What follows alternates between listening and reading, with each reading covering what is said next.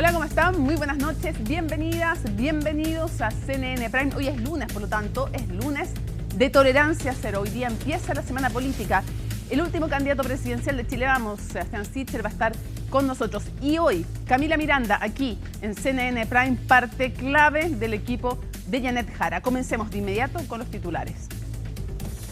Como una investigación de alta complejidad definió la PDI las diligencias para esclarecer la muerte de 6 trabajadores en la mina El Teniente. Las pesquisas incluyen la toma de declaraciones a más de 100 testigos, mientras que desde el gobierno insistieron que la justicia debe operar rápidamente. La Fiscalía indicó que en el lugar donde ocurrió la tragedia aún no se pueden reanudar las faenas. La Superintendencia de Electricidad y Combustibles formuló cargos en contra del Coordinador Eléctrico Nacional y 8 empresas por el masivo corte de febrero pasado.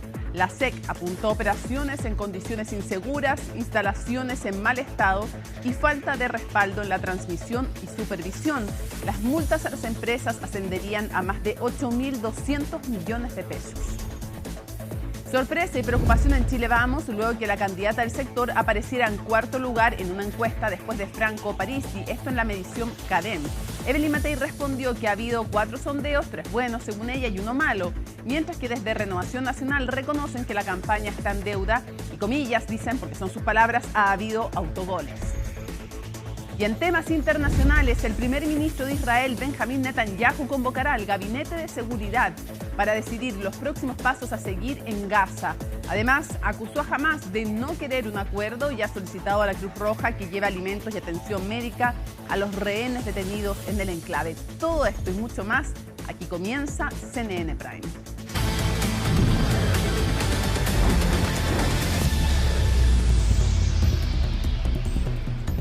Los candidatos José Antonio Kast, Janet Jara y Evelyn Matei se reencontraron este lunes en la denominada Cumbre de las Regiones, en la preciosa región del Biobío. Macarena Román tiene todos los detalles. Te escuchamos, Macarena. Hola, ¿cómo estás? Muy buenas noches. Claro, en la capital del Biobío se desarrolló hoy un encuentro, ¿cierto?, que tenía como objetivo hablar de la descentralización que es convocada por los gobernadores regionales. En ese marco hubo también un debate entre candidatos presidenciales, puntualmente Janet Jara, José Antonio Kast y también Evelyn Matei, 3 abanderados que fueron invitados por las gobernaciones que convocaron esta actividad, en especial por la gobernación del Biobío, que se desarrolla entonces aquí esa actividad. ¿Qué pasó? Entre otras cosas, hubo cuestionamientos, dimes y diretes que iban y venían, especialmente entre José Antonio Kast y también la banderada del Pacto Unidad por Chile y Democracia Cristiana, ¿cierto?, en Janet Jara. También Evelyn Matei, podríamos decir, tuvo un más mesura entre los candidatos, quizás fue la menos confrontacional con ambos, aunque también tuvo momentos tensos. Los protagonistas fueron sin duda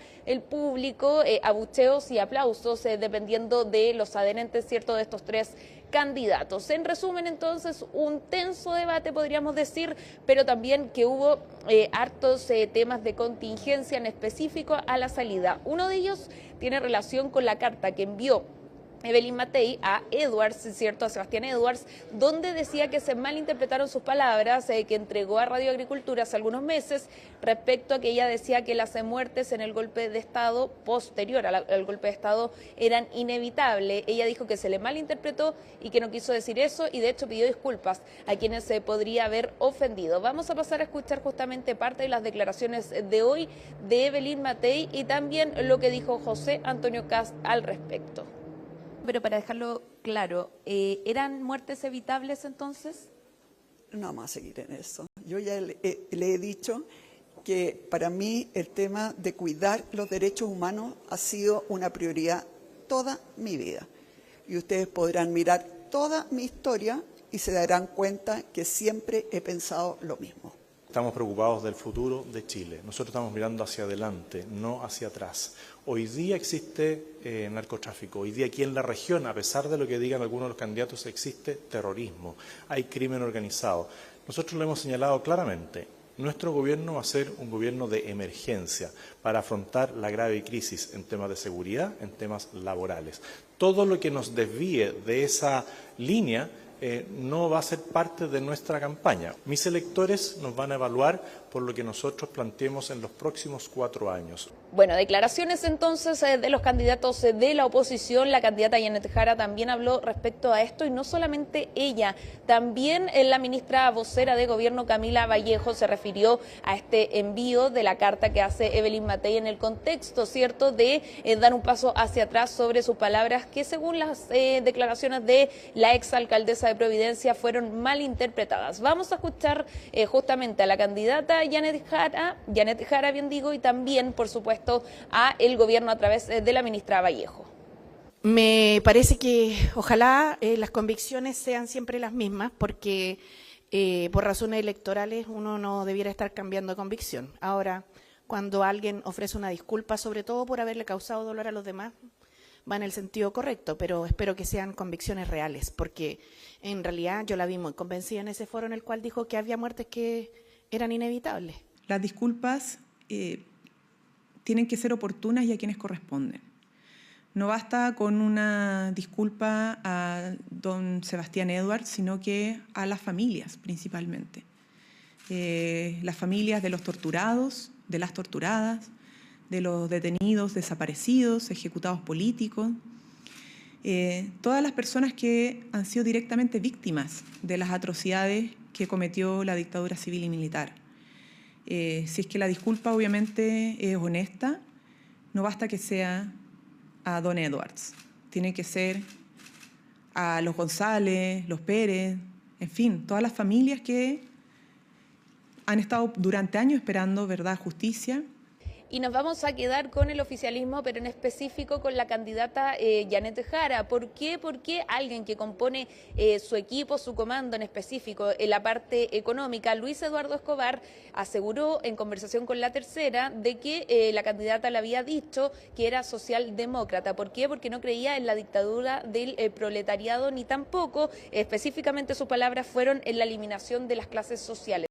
Eso es parte de lo que se le pregunta también a Janet Jara, y ella dice cada uno podrá inferir lo que quiera, no lo confirma, tampoco lo descarta, pero dice yo estoy más allá de estos análisis porque me importa entregarle soluciones a otras situaciones de la ciudadanía. Pasemos a escuchar justamente parte de estas declaraciones. Me interesa avanzar como candidata a la centroizquierda en la solución a los problemas de Chile. Creo que de repente se dan discusiones que son tan alejadas de lo que la gente vive que no tienen mucho que ver con la realidad. Y yo me estoy presentando candidata a la presidencia porque quiero mejorar la seguridad pública, quiero mejorar la salud pública. Veo con mucha preocupación la crisis del Hospital San José, que lo llevo diciendo además mucho tiempo, porque la gente de la zona norte de la región metropolitana lleva años escuchando esta promesa de que se va a cumplir un hospital en la zona norte sin solución. Y en mi mandato lo vamos a hacer. Las demás disquisiciones y conversaciones de carácter ideológico se los dejo para quienes quieran teorizar sobre el punto. Parte entonces de este debate, de este nuevo encuentro con 13 candidatos presidenciales, donde sin duda, lo decíamos en un comienzo, ¿cierto?, fueron protagonistas quienes componen el público. Ojo, porque en este Teatro del Biobío pueden estar hasta 1.300 personas, y lo cierto, yo diría que estuvo entre 900 y 1.000 personas quienes fueron partícipes, quienes aplaudieron en algunas ocasiones. También hubo algunos abucheos en contra de los distintos candidatos que se presentaron hoy en la capital, bien digo, de la región del Biobío.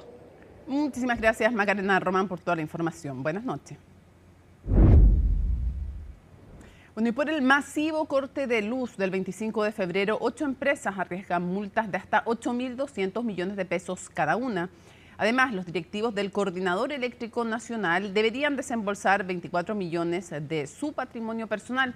Pilar Gutiérrez nos cuenta a quiénes formuló cargos la SEC.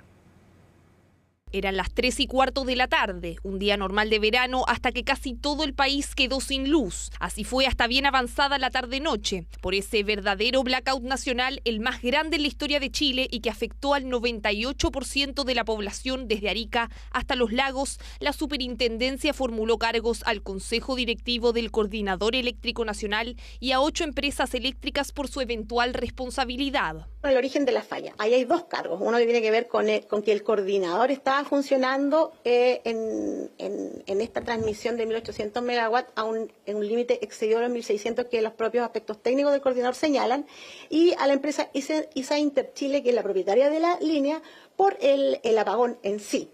El siguiente punto tenía que ver con la propagación. Los dos ámbitos que aún estamos investigando, que tienen que ver con las coordinaciones y la comunicación y el plan de recuperación. Con respecto al origen de la falla, el coordinador eléctrico habría estado operando la línea Nueva Maitencillo-Polpaico en condiciones inseguras, transmitiendo 1.800 megawatts cuando el límite seguro era 1.600. El Consejo Directivo del Coordinador, en el marco de la normativa e institucionalidad del sector, se encuentra analizando los cargos y ejercerá su derecho a defensa, aportando todos los antecedentes necesarios, con la convicción de que este procedimiento debe regirse por los principios del debido proceso, la legalidad y la transparencia. Se formularon también dos cargos a Interchile, operadora de la línea, por no mantener las instalaciones en buen estado y por realizar una operación sin notificar ni tener autorización del coordinador. Marcan un hito muy importante para ir conociendo de manera más clara qué fue lo que ocurrió en febrero, e ir también avanzando en establecer responsabilidades claras. Como ministerio vamos a seguir trabajando en que cada uno de los eslabones de nuestro ecosistema institucional puedan cumplir su trabajo y a su vez ir aprovechando las oportunidades de mejora que permitan que hechos como estos no vuelvan a ocurrir. En cuanto a la propagación de la falla y el impacto a lo largo de todo el país, se formularon cargos contra las empresas Transelec, Engie Energía, CGE Transmisión, Alfa Transmisora, AES Andes, Generadora Metropolitana y Bioenergía Forestales. Se confirmó lo que la industria esperaba en términos de que se formularían cargos a las distintas empresas involucradas. Respecto al coordinador, es una situación seria que reviste un nivel de preocupación importante. Haber estado operando el sistema eléctrico en una condición insegura. Esto es como ir por una autopista a exceso de velocidad.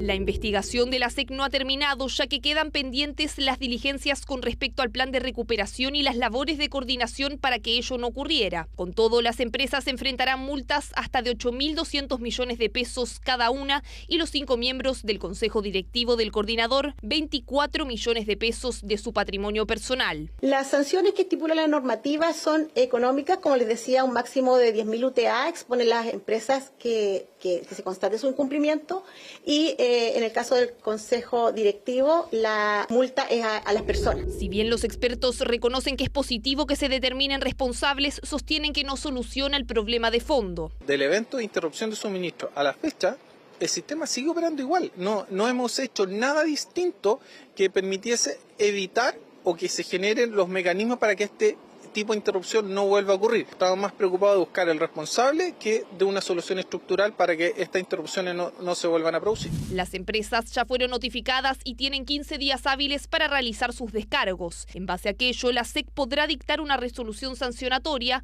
o bien que las absuelva de los cargos.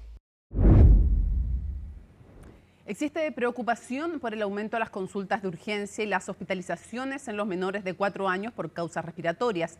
Por esto se insiste en la necesidad de vacunarse si aún no lo han hecho. María Luisa Carrión con el informe. Al menos hasta el 1 de agosto la población pediátrica menor de 5 años aún estaba lejos de alcanzar el 85% deseado en la cobertura de la vacunación contra la influenza.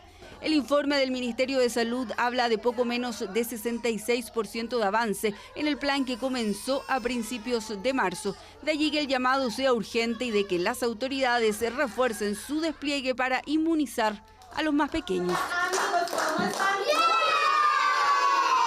Y esto no es antojadizo. Los menores de 4 años son el grupo que más ha consultado los servicios de urgencia. En general, las atenciones de urgencia por infecciones respiratorias agudas bajas registraron un aumento de más de 13% en la última semana epidemiológica. Y este aumento afectó principalmente a la población pediátrica. Por eso es que es tan importante que mantengamos los esfuerzos para asegurarnos que todos los menores de 10 años, en particular los niños entre los 6 años, a los 6 meses y los 5 años, estén protegidos contra la influenza, que es ese el grupo en específico entre los 6 meses y los 5 años que no ha alcanzado su cobertura de vacunación. Faltan aproximadamente 250.000 niños todavía. Y a ellos se busca encontrar con este refuerzo, por ejemplo, en los jardines infantiles. La población pediátrica es la que experimentó el aumento más pronunciado en consultas a los servicios de urgencia por causas respiratorias, con un alza de más de 40% en menores de 4 años, mientras que las hospitalizaciones derivadas de ellas experimentaron un incremento de 35,5%. Hemos privilegiado los jardines infantiles y salas cunas, pero también haciéndole seguimiento a esos casos que eventualmente no alcanzaron a vacunarse, que cada vez son más residuales y que entonces se les da la orientación y el seguimiento de irles preguntando si ya concretaron la vacunación, irnos de alguna manera monitoreando ese proceso que es tan importante. Hay una consecuencia probablemente después de la pandemia y de distintos discursos que empezaron a circular a propósito de la efectividad de las vacunas, que ha tenido un impacto relativo en algunos espacios sociales. Eso hace que a veces las familias no estén tan abiertas o no tengan tanta claridad del impacto y la importancia que tiene la vacunación. Vacunación segura y que por sobre todo salva vidas. Una que en nuestro país lo protege a usted de la influenza A que se encuentra circulando en este momento y de la influenza B que comenzará a aumentar su desplazamiento por nuestro país. La influenza B siempre circula cuando está terminando el invierno y también gran parte de la primavera. Probablemente el pic no va a ser tan alto como de influenza A, pero lo tradicional es que en general ha molestado bastante a las personas porque da cuadros clínicos muy parecidos, con mucho compromiso del estado general, decaimiento, molestias generales, dolor de cabeza, dolor al cuerpo, fiebre alta. Así que doble razón para vacunarse si es que aún no lo ha hecho. Falta invierno por delante y aún se espera que ambas influencias sigan circulando, por lo que es mejor siempre estar protegidos. Volvemos a CNN Prime para contarles que la Fiscalía tomará declaración a más de 100 testigos para intentar esclarecer la muerte de 6 trabajadores en la mina El Teniente. Además, se instruyó que en el lugar donde ocurrió la tragedia aún no se pueden reanudar las faenas. Los detalles con Miguel Ángel Araya. Paulo, Gonzalo, Alex, Carlos, Jan y Moisés. 6 nombres ya inscritos en la historia de la minería chilena, pero por la trágica forma en que murieron tras un colapso en la mina El Teniente, caso que se encuentra siendo investigado, dado que aún no existe claridad absoluta de cómo fue que ocurrió el accidente. A pesar de ya haber rescatado los cuerpos de los 6 mineros fallecidos, el Ministerio Público ha continuado con los trabajos, encabezando una serie de reuniones durante este lunes para la realización de una investigación con el apoyo de equipos técnicos y especializados que logren identificar las fallas o negligencias que generaron la emergencia. Siendo una materia altamente técnica, obviamente va a demorar un poco más de lo normal que una investigación por un robo, por un homicidio. No es tan simple, estamos hablando de múltiples tecnicismos, donde en definitiva lo que estamos haciendo es que tanto el equipo de la Fiscalía como el equipo de la Policía de Investigaciones sean integrados por profesionales que tienen conocimiento en esta área. La indagatoria se realiza en el marco de un presunto cuasi delito de homicidio por tratarse de un accidente. Sin embargo, esto no descarta ningún tipo de responsabilidad por parte de Codelco, aunque habrá que esperar que los antecedentes logren despejar si se está enfrente de un caso que involucre cargos penales personales o institucionales. La Fiscalía Regional de O'Higgins se encuentra impulsando las primeras diligencias del caso en colaboración con la Policía de Investigaciones, estimando que se podrían desarrollar cerca de 100 tomas de declaraciones a personas que puedan tener un rol de testigo en la tragedia. Quiero dejar claro que esta investigación es considerada de alta complejidad, dado a que tenemos 6 víctimas fatales, tenemos 9 personas lesionadas y tenemos un marco de más de 100 entrevistas que tenemos que tomar a personas que resultaron con lesión y también fueron testigos. Como asimismo también, y como bien lo dijo el Ministerio Público, el día de hoy ya tenemos planificado para el día en hora de la tarde realizar diversas diligencias, ya sean en las empresas contratistas como así también en el médico legal. Entre los primeros antecedentes recopilados por el ente persecutor destacan los registros digitales provistos por Codelco, como las imágenes de las cámaras situadas en los túneles, además de planos y otros elementos relevantes para las pericias. A la vez, Fiscalía ofició a Serna Giomín, a la Seremi de Salud y a la Dirección del Trabajo para saber si existen denuncias previas de alguna irregularidad al interior de la mina El Teniente. Se ofició al Sennagiomín, se ofició a la Dirección del Trabajo y a la Seremía de Salud, que son las instituciones que deberían haber tomado conocimiento de alguna denuncia de accidente laboral o de algún hecho al interior de la mina, en el caso de Sennagiomín, para que nos informen si tienen conocimiento de estos hechos y si lo tienen, nos remitan todos los antecedentes. Nosotros desde Salud tenemos que revisar todo lo que nos compete relacionado a la ley 17.744 y el reglamento sanitario en general, y nos interesa entonces poder optimizar los procesos para que así se pueda avanzar de manera eficiente. El fiscal Cubillos ha asegurado que el Ministerio Público cuenta con los equipos especializados para enfrentar y realizar con éxito una investigación de este tipo, explicando que si bien la auditoría internacional anunciada por Codelco puede incluirse en la carpeta investigativa, los informes que primarán en la indagatoria serán los realizados por sus equipos técnicos. Por otro lado, otro punto que ha preocupado es cuánto puede extenderse la suspensión de las faenas en el teniente, aunque las autoridades no han podido concretar una estimación. Respecto de los sitios del suceso, sin duda, respecto de esos lugares no puede reanudarse faena, ¿ya? Porque hoy son sitios del suceso de interés criminalístico y, como todos saben, están clausurados. Y además, si a mayor abundamiento, hay problemas de seguridad para acceder a esos lugares. Más allá del plazo específico, es la evaluación técnica sobre las condiciones necesarias para retomar funciones, y eso implica también las condiciones de seguridad. Hasta el cierre de esta nota, el Servicio Médico Legal había entregado este lunes los cuerpos de Moisés Pavés y Carlos Arancibia, por lo que solo faltarían por ser entregados los restos de Alex Araya y de Gonzalo Núñez para que sus familias puedan realizar las despedidas correspondientes. Conmoción internacional han causado los videos compartidos por las milicias palestinas en Gaza que muestran a 2 rehenes en un preocupante estado de salud. Estos registros han impulsado los llamados en Israel por un alto al fuego, mientras que el primer ministro Netanyahu apuesta por una ofensiva militar para liberar a los cautivos. Todo esto en medio de lo que está ocurriendo, esta devastación, por decirlo suave, en Gaza. Laura Soto nos cuenta más.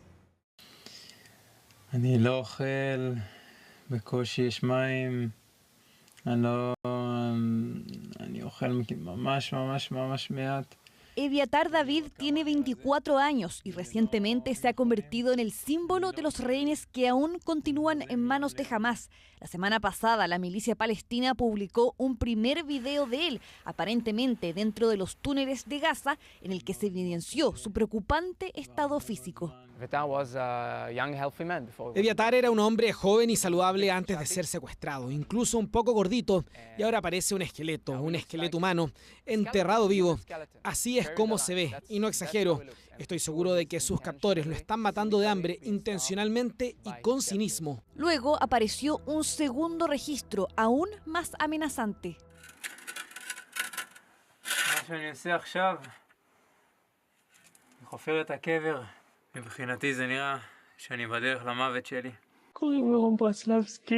Ron Braslavsky, de 22 años, es otro de los rehenes que sigue con vida. Este registro, compartido por la Yihad Islámica Palestina, también lo muestra con un declive físico y emocional alarmante.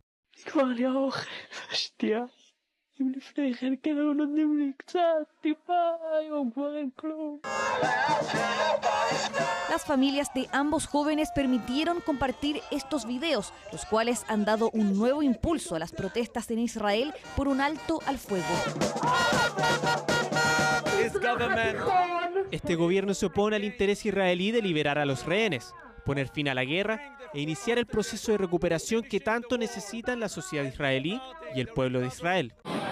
Los registros no solo provocaron indignación internacional y conmoción en la sociedad israelí, sino que también están siendo utilizados como un nuevo instrumento de presión por parte de Hamás. Netanyahu dijo haberle pedido a la Cruz Roja brindar asistencia humanitaria a los rehenes. Sin embargo, la milicia palestina condicionó su colaboración a la apertura permanente de corredores humanitarios y al fin de los ataques aéreos cuando se distribuya la ayuda. Vemos la terrible situación de nuestros rehenes hambrientos, pero aún no han visto a los representantes de la Cruz Roja, a pesar de que se acordó explícitamente hacerlo. Durante los 22 meses de guerra, a la Cruz Roja nunca se le ha permitido el acceso a los rehenes, más allá de facilitar la liberación de estos durante las 2 treguas que han habido en este conflicto. De los 50 cautivos que aún están en Gaza, se estima que al menos 20 están vivos. Una fuente diplomática citada por la prensa israelí dice que Netanyahu busca presionar la liberación de los rehenes a través de una victoria militar decisiva. Debemos seguir unidos y luchando juntos para lograr todos nuestros objetivos de guerra, la derrota del enemigo, la liberación de nuestros rehenes y la garantía de que Gaza ya no represente una amenaza para Israel. A finales de esta semana convocaré al gabinete para instruir a las fuerzas de defensa de Israel sobre cómo lograr estos 3 objetivos, todos ellos sin excepción. En un video publicado este domingo, 19 exaltos funcionarios de seguridad israelíes exigen terminar la guerra en Gaza y advierten estar al borde de la derrota. En paralelo, otros 600 funcionarios de seguridad del país escribieron una carta al presidente Donald Trump pidiéndole ayuda para terminar el conflicto, bajo el argumento de que Hamás ya no representa una amenaza estratégica para Israel. Estos llamados se dan en un momento en que las negociaciones entre ambas partes están estancadas. No hay por qué elegir, así como con toda fuerza hemos hablado que no hay justificación alguna, no hay ninguna causa que justifique el castigo a la población civil en Gaza, castigo al que se está sometiendo, sin alimentos, sin agua. No hay nada tampoco, no hay ninguna causa que justifique tener un secuestrado y peor aún, tenerlo en esas condiciones, en ninguna. Vamos a avanzar a otras materias. Tras haber sido desplazada al 4º lugar de la encuesta CADEM, Evelyn Matei participó en la Cumbre de las Regiones que se realizó en el Biobío. Ahí la abanderada presidencial no solo analizó los resultados de los últimos sondeos, sino que también se enfrentó políticamente a José Antonio Kast y a Janet Jara en un foro sobre descentralización. ¿Qué dijeron los postulantes a la moneda? Lo revisamos con Colomba Eichholz. Yo provengo de una cultura en la que no se promueve el odio. Por el contrario. Y trabajo común con los gobernadores y los delegados presidenciales y vamos... Si bien las recientes encuestas encabezadas por José Antonio Kast y Janet Jara han evidenciado cierta polarización en las preferencias de la ciudadanía, esa percepción quedó aún más clara entre los más de 1000 asistentes a la Cumbre de las Regiones en el Biobío, donde adherentes se manifestaron en varias ocasiones. Pareciera ser que el respeto que promueve Janet no lo plantean sus partidarios. Pareciera ser que vas a tener que ser más convincente con tus seguidores, Janet. Seguidores de ambos candidatos que incluso interrumpieron las intervenciones para denunciar agresiones que según ellos ocurrían en el marco del encuentro. Para crecer, proyectarnos más y tener empleo,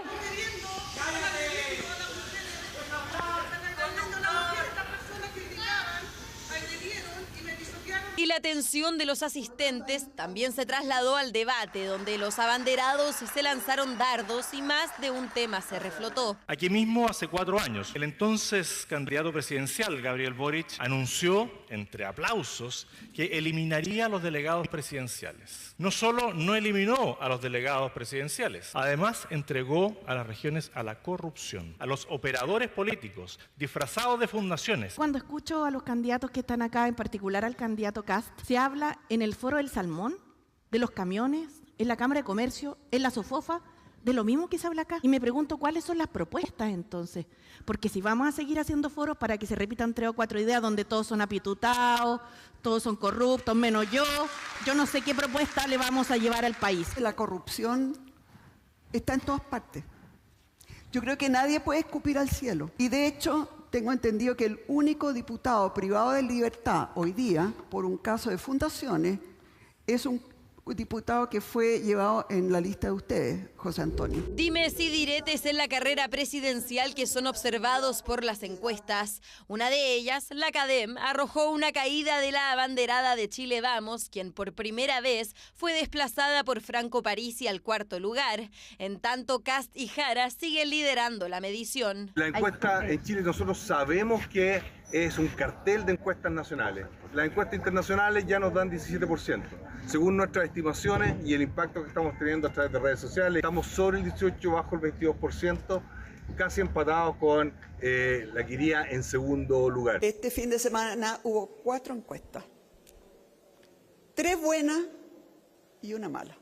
Me quedo con las 3 buenas. Pero las encuestas, donde Matei mantiene el tercer lugar, tampoco muestran una tendencia al alza. Según Criteria, la exalcaldesa congregó el 15% de las preferencias, cayendo 1 punto respecto a la medición anterior y 14 puntos si comparamos con el mismo mes del año pasado. En tanto, en Panel Ciudadano UDD, la otrora jefa comunal alcanzó un 14%. A propósito del anuncio de la denuncia o querella, ¿cierto?, en contra de Kast, yo creo que han habido autogoles en la campaña y efectivamente ese fue uno. Cambios o acentos en la estrategia de Matei que buscarían acercarse a José Antonio Kast y Janet Jara en primera vuelta. Candidatos que según Pulso Ciudadano están codo a codo disputando el primer lugar. Ahora me toca a mí subir, pero también me ha tocado a veces bajar en las encuestas. Yo lo único que les puedo decir es que de mí lo que pueden esperar es que sea cual sea el resultado de la encuesta, yo voy a trabajar día a día. Las encuestas son fotos de un momento, nadie tiene que confiarse ni nadie tiene que dejar de trabajar. Nosotros seguimos trabajando como el primer día. Trabajo que siguen impulsando las otras candidaturas también para lograr acuerdos de cara a la elección parlamentaria, mientras que en el caso de la presidencial quedan solo 14 días para inscribir las candidaturas ante el CERVEL. La presidenta del Frente Amplio, Constanza Martínez, decidió bajar su candidatura al Congreso para dar espacio a la postulación a diputado de Gustavo Gatica, el psicólogo que, recordemos, perdió la visión en el marco de las manifestaciones del estallido social. A través de una carta enviada a la colectividad, Gatica expresó su interés de competir por el Distrito 8 en las próximas elecciones parlamentarias. Los detalles con Francisca Cárdenas. Totalmente disponible para participar de la lista única. Creo que la gente espera unidad de la izquierda y quiero estar ahí. Con ese objetivo, el psicólogo Gustavo Gatica manifiesta su interés por ser candidato al Congreso en la lista del oficialismo, un desafío que se plantea casi 6 años del estallido social, cuando quedó ciego tras recibir un disparo de perdigones en una causa que involucra a un ex carabinero. Envié una carta abierta a los dirigentes del Frente Amplio mostrando mi disponibilidad y ellos se han mostrado muy disponibles también a que yo vaya junto a ellos. Y luego de que anuncié la candidatura, también se han acercado otras fuerzas políticas. Para mí el Distrito 8 es el que más me gusta. Pero es justamente ese distrito el que también le interesaba a la presidenta del Frente Amplio, Constanza Martínez. Incluso algunas voces aseguran que ella misma propuso bajar su candidatura para dar espacio a Gatica, quien se convirtió en una de las opciones favoritas de la colectividad. El Comité Central vio con mucho entusiasmo y esperanza esta carta, decidió que él pudiera ser candidato por el Frente Amplio y nos mandató a abrir las conversaciones con él. Y si no es el Frente Amplio, donde también lo esperan con los brazos abiertos, es en el PC, en una campaña que él mismo asegura no pretende utilizar el trágico momento por el que tuvo que pasar, sino más bien contribuir en temas como salud mental, discapacidad y derechos humanos. Por su formación profesional, por su sensibilidad, por su juventud, por su manifestación de cómo construir espacios que sean comunes con otros y poniendo siempre en el centro la sensibilidad frente al tema de la justicia social. Pese al interés de Gustavo Gatica por el Distrito 8, en el Frente Amplio también se barajan otras opciones, como el 9 y el 12. Y es que en el 8 también irá a la reelección la diputada Claudia Mix. Es un aporte de decir, mire lo que pasó en Chile con las personas que quedan ciegas por lo que pasó. Claro que tiene una dimensión moral.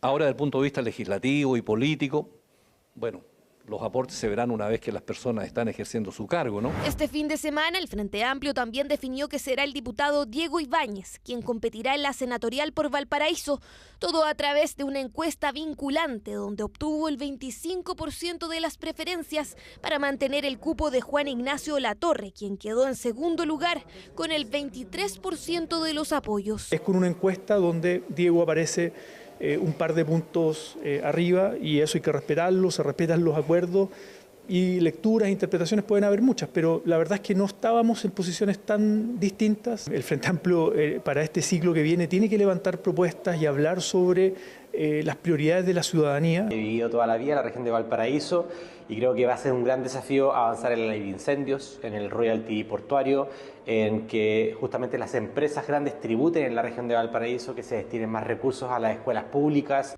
En Valparaíso, el senador Latorre competirá ahora como candidato a la Cámara de Diputados, mientras que otros, como el diputado Jorge Brito, deberán buscar la reelección en la región. Es importante valorar que en las 3 candidaturas mostramos competitividad, un crecimiento y también ninguna sobresale respecto a la otra, más allá del error muestral. Por eso es importante además valorar que nuestro partido haya definido tener 2 cupos al Senado. Apuestas parlamentarias y definiciones clave en el partido donde milita el presidente Gabriel Boric, que definirá los próximos cupos al Parlamento a pocos días del 18 de agosto, fecha límite para que se inscriban las postulaciones para el siguiente periodo legislativo.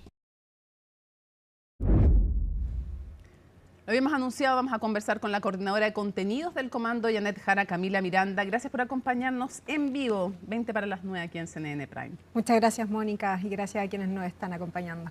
Quiero saber si hay, cómo leen las últimas encuestas y si hay preocupación porque de ir subiendo, en algunos ha perdido el primer lugar, en otras mantiene el primer lugar y en todas, en escenario de segunda vuelta, pierde o frente a Matei o frente a Kast. ¿Están preocupados por las últimas mediciones o sondeos? Estamos más bien ocupados y ocupadas porque en realidad los sondeos son una imagen del momento actual y estamos trabajando por llegar a cada rincón del país, incluso en aquellos lugares donde probablemente hay cierta distancia con Janet Jara como candidata, porque ella está en una disposición de hablar con todas y todos, porque ser presidenta de Chile significa conversar con todas y todos los distintos y los más parecidos. Entonces, más bien hay ocupación y esta ocupación supone también entender que faltan varios meses para la primera vuelta, que al frente se pueden reconfigurar las cosas. Vemos diferencias entre los candidatos y las candidatas de derecha. En el caso de Evelyn Matei, ¿creen que puede recuperarse Matei? En su grupo se va desarmando un poquito. Por eso, pero ¿creen que podría Evelyn Matei volver a subir? Vamos a evaluarlo. Hoy día la tendencia marca en otra dirección, pero creemos que de alguna manera en el caso de Janet Jara ya está mostrando una consistencia, ha podido presentar una coalición la más amplia que se ha construido en la historia del país y que no es suficiente en absoluto, tiene que ser todavía más amplia. ¿No siguió subiendo? ¿Era el primer efecto, la primaria, el llamado efecto espuma? ¿Qué pasó que no siguió subiendo? Mira, o sea, primero no ha bajado, no, yo no me compro el argumento de que está en un techo, sino que hoy día estamos marcando una etapa diferente. Se cierran las primarias, se conforma un comando, eso toma tiempo, implica tomar decisiones, tomar prioridades y hoy día ya estamos partiendo con un nuevo despliegue, con un planteamiento que le hable a otras y otros, porque la campaña de las primarias es distinta. Tú estás convocando a tu sector a ser el mejor liderazgo de tu sector y en ese sentido el triunfo de Janet Jara hoy día la posiciona en este desafío mucho más amplio. Hablemos justamente Entonces de ese venimos comando. a una nueva etapa y en esta nueva etapa ya nos estamos ocupando con despliegue activo. La candidata hoy día está en Concepción, va a estar esta semana en varios otros lugares del país. Hablemos del comando. ¿Cómo responde a las críticas Janet Jara y el equipo del comando de que el grupo de economistas que convocó no son de primera línea? Yo le estoy diciendo las críticas, usted la habrá escuchado, y que no equivalen, por poner un referente, a un Marcel que a todo esto dijo por segunda vez, la primera vez lo dijo acá con Nicolás Pauta en CNN Chile, que no se incorporaría ni a un gobierno ni al comando. ¿Cómo responde a estas críticas de falta de tonelaje del equipo de economistas y del comando? A ver, hoy día contamos con un grupo de economistas que presentamos y se van a seguir incorporando nuevas y nuevos economistas porque esta es una campaña que va creciendo paulatinamente. Vienen más nombres de economistas. Y van a venir más nombres en distintas áreas porque estamos trabajando también de economistas, pero eso lo va a decir y lo va a anunciar cuando corresponda Janet, también porque se está incorporando la democracia cristiana, hay una conversación todavía crucial con ella y con ellos respecto de qué nombres se suman también a colaborar con este trabajo. Cuéntenos algo. Y ahí hay generosidad. De la DC, sin darme los nombres. Le corresponde ahí a Janet poder comunicar esto, pero estamos trabajando por ampliar, así que hoy día tenemos muy buenos economistas que están conociéndose, poniéndose de acuerdo, porque recordemos que venimos de una primaria donde había programas distintos. Más allá de lo que haya pasado, ¿la DC ofreció economistas? Eso lo va a dar a conocer mañana Janet en las conversaciones que tiene y nosotros estamos esperando con generosidad también su planteamiento. ¿Están esperando ustedes con generosidad o que ellos tengan generosidad? Encontramos generoso primero que hayan decidido sumarse a esta candidatura. Es que yo había entendido mal. No lo estoy impugnando. ¿Hay algún nombre que sea equivalente a un Marcel en el equipo económico? La pregunta es cuáles son los equivalentes a Marcel, porque serán otros ministros de Hacienda y Marcel no era ministro de Hacienda antes de ser este ministro de Hacienda, entonces hoy día estamos buscando sumar en distintos ámbitos y también el empezar a hacer algunos planteamientos de contenido. Estamos recién trabajando en esta articulación, va a ayudar también. Llega Toá y Vintero, no sé, porque la ex vocera subrogante, Nicole Cardocho, hoy día también encargada de territorio del comando, dijo que se iba a incorporar Carolina Toá y Vinter. O sea, es que ambos luego del resultado de la primaria mostraron y expusieron su apoyo a Janet Jara, también por el compromiso de la primaria, y van a cooperar en sus distintos roles. O sea, hoy día Gonzalo Vinter es parlamentario, va a estar pero no también vemos desplegado. En la campaña, ninguno. Pero es que esta campaña se trata de la candidata y también de cómo le hablamos a Chile. Hoy día ya pasamos la etapa de la primaria. Yo entiendo eso. Si mi pregunta es si es que vamos a ver haciendo campaña Carolina Toá. Tenemos que preguntarle y verla, pero también hay un tiempo de reflexión que me parece legítimo y Janet Jara ya oportunamente recibió su colaboración. ¿Cómo se entiende? ¿Está decidido o no? ¿Hay una conversación con ella o no? Es que en las campañas se colabora de distintas maneras, porque una vez se espera que colaboren siendo voceros o activos, pero también se colabora poniendo a disposición los programas, poniendo a disposición los equipos. Los formatos son una cosa que hay que ir trabajando. No está cerrado por ahora. No está cerrado y es un diálogo activo y abierto y ella ella ha puesto a disposición el trabajo programático, también expertas y expertos que trabajaron con ella, así como lo han hecho todos los otros partidos del sector. ¿Dónde están esos expertos que no se ven? ¿Los expertos de Toá? ¿Dónde están? O sea, es que hay expertos que hoy día lanzamos el equipo económico, todavía no hemos lanzado el equipo de salud, no hemos lanzado el equipo de vivienda, no hemos lanzado el equipo de seguridad, así que vamos poco a poco mostrando el comando que estamos construyendo. Lo que lanzamos, además del equipo económico, fue el grupo de trabajo, el grupo que estamos 24/7 construyendo, ¿cierto?, esta campaña. Habíamos entendido que el diputado Edo y el senador Lagos Weber se incorporaban como voceros. Esta semana vamos a anunciar nuevos voceros, por eso te digo, lo que hicimos esta semana vienen voceros. Anunciamos el equipo de trabajo que tenía los anuncios que ya hizo Janet respecto al equipo territorial, el equipo de contenido, el equipo de y esta semana vienen voceros. Esta semana vienen nuevos anuncios, ahí van a ver quizás anuncios en materias sectoriales, quizás anuncios en vocería. Yo no me voy a adelantar a la candidata, nuestra candidata va a ir siendo la que va a determinar los tiempos. Usted que viene además de un mundo que se identifica harto con el feminismo, ¿cómo responde la crítica de la UDI que se echó al bolsillo? Lo estoy diciendo no sé si esa fue exactamente la palabra, pero que guardó en un cajón, se echó al bolsillo, no sé cómo fue la palabra, pero el contenido es que presentó un equipo mayoritariamente de hombres. A ver, a mí me interpela porque estoy a cargo de un área que en general está muy encabezada por hombres y lo estoy encabezando con un equipo muy diverso de personas. Por eso digo, hoy día lanzamos una primera estructura, se vienen muchos más nombres, entonces hagamos la suma. ¿Va a haber paridad? Cuando terminemos de lanzar los nombres, esa es una pregunta que va a contestar nuestra candidata cuando se las haga y además ella misma es una lideresa que tiene un trabajo intensivo y nos digamos, delegado la confianza. Pero Camila, ¿no hay una definición como compromiso del comando de paridad? Estamos recién tomando posiciones en nuestros lugares, pero te quiero reafirmar, tenemos una candidata muy clara, que muestra con su esfuerzo, ¿cierto?, también sus convicciones y cómo en cuestiones tan significativas como las pensiones, como la discusión sobre empleo, pone ahí la relevancia de incentivar el empleo femenino, pero también te lo quiero decir respecto de nosotras, que estamos hoy día haciéndonos cargo de equipos que tienen sumamente complejidad, que es Nikki Cardoch, que es mi caso, luego se va a conocer en materia de comunicaciones, que todavía no se ha ido anunciando, entonces yo digo paciencia, se vienen más nombramientos. Hasta ahora hay mayoría abrumadora de hombres. Te lo digo en mi opinión, es una preocupación, por supuesto, que aquí haya un equilibrio de género. Yo, al menos ese es mi criterio en el trabajo de los contenidos. Vamos a algunos temas programáticos. La candidata Jara va a aceptar este veto de la ADC a que en el programa esté el aborto sin causales con límites de tiempo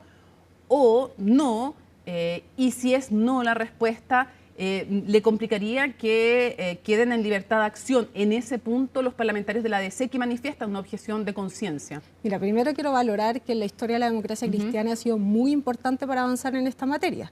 No en aborto legal de la manera que lo estamos conversando, pero toda la política de anticonceptivos, la discusión sobre el aborto terapéutico. Entonces, primero, ellos han colaborado historia activamente, y eso lo quiero valorar. Y lo quiero valorar porque hoy día abrimos un nuevo capítulo, que es el capítulo de con las posiciones que cada uno traemos de los que veníamos de otros sectores y que hoy día apoyamos y trabajamos con Janet Jara, de conversar. Ya, ¿qué va a pasar para que alcancemos a avanzar en otros temas? ¿Va a aceptar que no vaya en el programa el aborto sin causales o le va a dar libertad de acción a los DC? Esto es parte de un diálogo que vamos a tener. No está zanjado tampoco. No está zanjado ya, porque, vamos a lo siguiente, como te entonces. repito, o sea, en la conversación con la Democracia Cristiana nosotros recibimos su apoyo, que lo agradecemos contundentemente y estamos esperando también esas conversaciones. Lo siento que vayamos rápido porque vuela el tiempo en televisión, hay muchos temas. ¿Le dijo o no le dijo al economista Escobar que ella era socialdemócrata?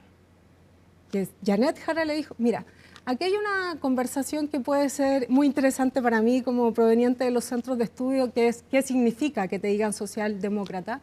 Y por supuesto que en Chile los desafíos de cambio han estado asociados con agendas socialdemócratas, por ejemplo, vivienda, trabajo, salud. ¿Le dijo a Escobar que era socialdemócrata? Yo no voy a interpretar una conversación entre dos personas. Janet Jara hoy día fue clara. Hoy día Janet Jara fue clara en decir, yo no me voy a quedar en una discusión sobre conceptos. Ya, pero es que me voy a quedar en una discusión sobre resultados. Si la gente quiere saber cómo se define a alguien, yo se lo preguntaría. Nosotros tenemos un compromiso con lo que significa una agenda socialdemócrata de transformaciones. Se lo pregunto de otra manera, Camila, para que quede súper clarito.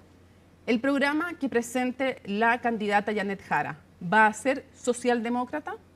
Si lo queremos interpretar como estados donde las personas tienen acceso a la educación, tienen la posibilidad de no tener grandes esperas en salud, donde pueden acceder a la vivienda, nos casamos con esa denominación. De lo que se va a tratar el programa es que de lo que se va a tratar el programa es de dar respuestas muy concretas, como lo hizo Janet a través de su gestión, Camila, de cómo resolver problemas. Eso puede hacerlo con distintos tipos de y no le está diciendo tanto a la gente cuando le dice eso. Cuando es que a la gente no le está diciendo mucho tampoco cuando le dice socialdemocracia. Le dice harto, le dice bastante de definición ideológica. Yo creo que todos tienen derecho a saberlo, así como le haríamos otras preguntas a la gente de derecha o de oposición al gobierno. Por eso le pregunto, ¿se puede calificar como socialdemócrata el programa? Mira, en la definición, de nuevo insisto, porque de esto hay distintas interpretaciones. Hay como que la socialdemocracia fue un tiempo en Chile, como que la socialdemocracia fueron los estados de bienestar en Europa, nosotros no tuvimos eso, o como un camino que busca que las personas tengan garantizados ámbitos esenciales que hoy día son de los problemas fundamentales, como acceder a la vivienda, tener salud pública de calidad, tener educación. En eso, ese va a ser nuestro marco de trabajo del programa. Ella dice, yo me construyo como parte de la socialdemocracia, dice hoy día en Radio Bio. Es una tradición, sí, por supuesto. Pero me gustaría que hubiera un horizonte de cambio más profundo. Pero en esta realidad es lo que hay hoy en día. Entonces yo le pregunto, ¿eso quiere decir que si llega a tener mayoría parlamentaria, el programa no va a ser el límite? ¿Va a ir más allá del programa? ¿O el programa es el límite máximo? El programa es el compromiso claro y por eso quiero enfatizar que nuestro programa va a estar... Perdón. Pero para entenderlo, se nos va a acabar el tiempo. Sí, es el compromiso. ¿Es el límite? ¿No va a profundizar más allá? Mira, tú podrías preguntarle a Gabriel Boric hace 4 años. No fue más acá, digamos, fue menos. Por eso, o sea, hay unas cosas contextuales, pero el compromiso, hablando de esto hoy día, es que justamente nuestro programa va a entregar los lineamientos y las medidas para dar respuesta a urgencias muy concretas y ese es nuestro marco de trabajo. Pregunta. Y vamos a tener también una fase de escucha ciudadana, vamos a nutrir eso durante la campaña, eso se viene. Pero es que, Camila, aquí viene una duda de inmediato. Escobar dijo que no se iban a hacer cargo del programa de las primarias. ¿Por qué no nos podrían decir después que tampoco se van a hacer cargo del programa de la primera vuelta? Y se lo pregunto porque hay gente que puede haber votado para que fuera la candidata Janet Jara pensando en ese programa de primaria. A ver, primero en ese momento Janet Jara se presenta como candidata del Partido Comunista, al ganar las primarias es candidata de todo el sector y eso supone una nueva conversación donde ella ha sido muy clara en que va a integrar todas las visiones y esas visiones suponen un amplio abanico de planteamiento y en ese sentido quedarse en esas 7 páginas que fueron una conversación muy polémica en ese momento no es parte de lo que va a suceder en esta campaña. Hay un compromiso con presentar un programa claro, un programa con las urgencias que ya ha puesto sobre la mesa Janet, que tienen en materia de crecimiento y empleo, en seguridad, en salud, en vivienda. Y eso va a ser lo que vamos a trabajar y presentar, escuchando a todas y todos, pero con el foco en cuáles son los resultados, porque tenemos hartos debates, lo conversábamos hace un rato, donde hay muchas declaraciones y lo que nos importa acá como campaña es poder decir qué es lo que vamos a lograr también.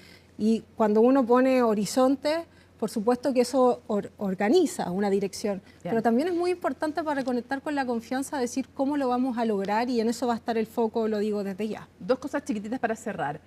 Lo primero, está desechado porque también dijo Escobar que los 750.000 pesos de salario vital no eran un compromiso, que no debían entenderse como un compromiso.